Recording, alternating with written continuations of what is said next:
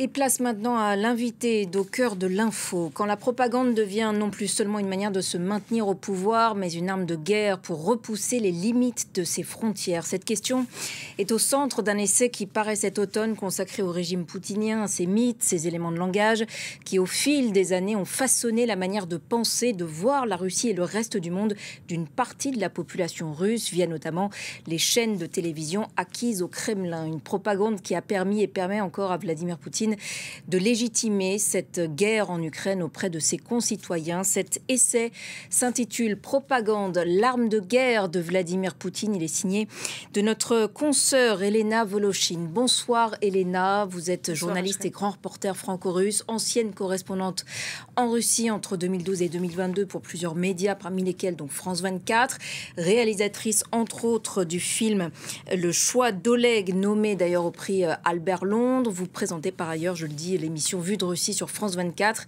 Très bonne émission qui s'intéresse précisément à la propagande des chaînes de télé russes et à cette réalité parallèle dans laquelle une partie de la population russe est plongée. Donc merci de nous présenter votre livre ce soir sur France 24. Merci. Il retrace 10 années de correspondance en Russie. Le fil conducteur, c'est donc la mise en place progressive de cette propagande qui sert donc aujourd'hui le dessein belliqueux de Vladimir Poutine.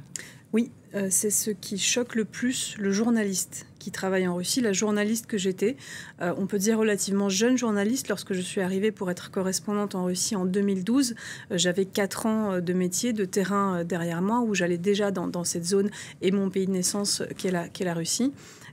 Et à partir de 2014, on a commencé à basculer en fait dans cette forme de réalité parallèle, effectivement, puisque la guerre en Ukraine a commencé à ce moment-là, après la révolution de Maïdan de novembre 2013 jusqu'à février 2014, lorsque Vladimir Poutine a profité de cette période pour mettre à exécution un plan d'occupation d'une partie de l'Ukraine, avec, on s'en souvient, l'annexion de la Crimée et le Donbass, et en justifiant ses actions par un mythe qui était en train de naître, celui du coup d'État nazi de Maïdan, où prétendument des nazis russophobes étaient arrivés au pouvoir et n'avaient qu'un seul dessein, eh bien, c'était finalement de détruire, de démembrer la Russie. Et derrière, à Sébastopol, en Crimée, que ce mythe du coup d'État nazi prend forme. Effectivement, c'est là où on a commencé en fait à être témoin de deux dimensions parallèles, en fait, celle dont nous étions témoins sur le terrain en tant que journalistes, puisqu'on voyait les soldats sans insigne,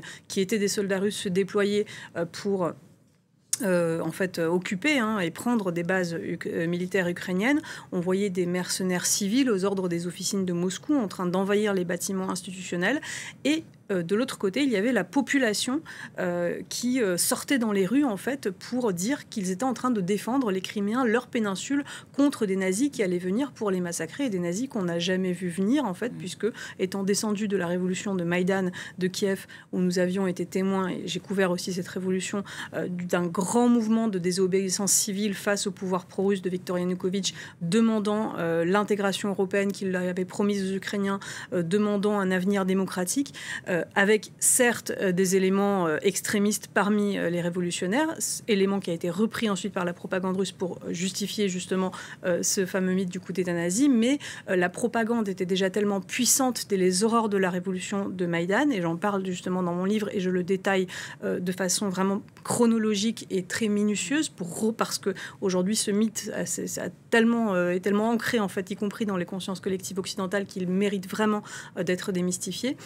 Et donc cette propagande était tellement puissante qu'elle a permis de mouvoir les foules, de les soulever face à un ennemi imaginaire, et en fait d'auto-justifier cette défense qu'a prétendu Vladimir Poutine, puisqu'il a toujours présenté, que ce soit en 2022 ou en 2012, ces opérations d'occupation et d'invasion comme étant des opérations de défense, que ce soit des populations locales en Ukraine qui étaient acquises à la Russie, émues par cette propagande, ou que ce soit de la Russie et de la population russe. Quid de la matrice idéologique de Vladimir Poutine, à laquelle vous consacrez un chapitre entier, notamment à l'idéologue Ivan Ilyin. C'est l'un des référentiels de Poutine. En quoi est-ce que vous pouvez nous expliquer, disons, son influence sur justement cette propagande? Elle est énorme. Elle est énorme, c'est-à-dire que c'est presque l'artisan de la Russie poutinienne, puisque ses écrits étaient programmatiques. Et lorsqu'on lit ses livres, on a vraiment l'impression de lire le programme de la Russie de Vladimir Poutine, puisque idéologue monarchiste tsariste blanc qui est parti en exil. Il a d'abord vécu dans l'Allemagne nationale-socialiste, puis il s'est exilé en Suisse.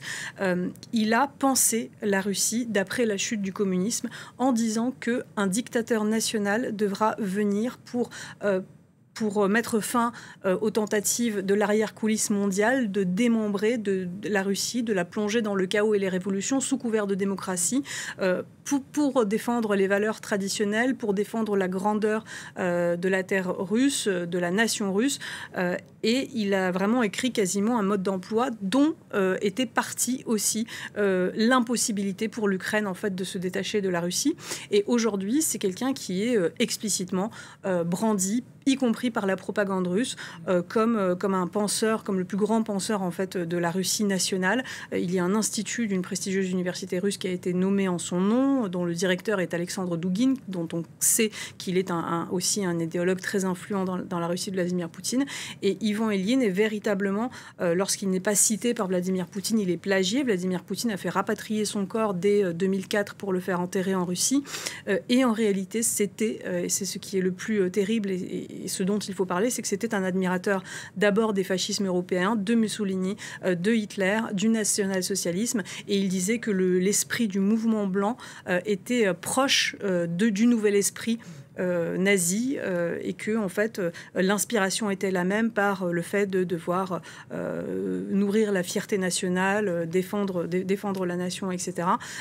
Avec une partie aussi idéologique raciale dont Ivan Ilyin détaille aussi le programme qui là est moins peut-être présente dans l'idéologie poutinienne. Une dernière question rapidement. Vous dites qu'aujourd'hui, la propagande de Vladimir Poutine a infusé nos sociétés occidentales, malgré nous, et influence nos représentations mentales.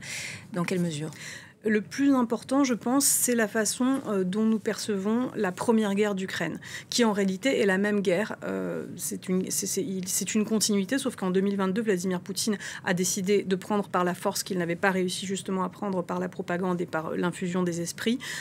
Et il a décidé en fait d'envahir toute l'Ukraine, ce qui a complètement échoué. Mais pour nous, cette guerre de 2014-2022, elle est complètement obscure. Et cela reste une guerre des séparatistes pro-russes contre le gouvernement de Kiev. Or, c'était déjà la guerre de la Russie contre l'Ukraine, parce que les soldats russes en étaient, parce que c'est la Russie qui contrôlait en fait ces territoires, par ses proxys, par des marionnettes qu'elle avait placées au pouvoir. Et c'est tout ce que je raconte en fait dans mon livre pour que l'on comprenne en fait que l'invasion de l'Ukraine ne date pas de 2022, qu'elle date de 2014, mais au-delà de ça, que même avant 2014, les discours sur les nazis ukrainiens datent déjà de la Révolution orange en 2004. Ce sont des discours qui sont calqués sur jusqu'à y compris la propagande de Staline dans les années 30. Donc en fait, c'est tout ça que j'essaye de remettre à plat et aussi de distinguer les faits des opinions et des versions. C'est-à-dire que je remets vraiment les faits dans leur contexte pour qu'on comprenne qu'en fait, Vladimir Poutine n'avait pas de bonnes raisons d'attaquer l'Ukraine. Et ça aussi, c'est quelque chose qui, malgré nous, est un peu ancré dans nos consciences. On se dit, en fait, c'est tellement terrible que ça n'a pas pu arriver juste par ambition impérialiste. Il devait y avoir une bonne raison. Et c'est ça que j'essaye de démonter aussi à travers. Et c'est ce qu'on peut donc découvrir dans votre essai, dont je rappelle le titre, Propagande, l'arme de guerre de Vladimir Poutine. Merci beaucoup, Elena Voloshin, d'avoir répondu à nos questions ce soir sur France 24. Fin de cet entretien, mais l'actualité se poursuit sur notre antenne. Restez avec nous.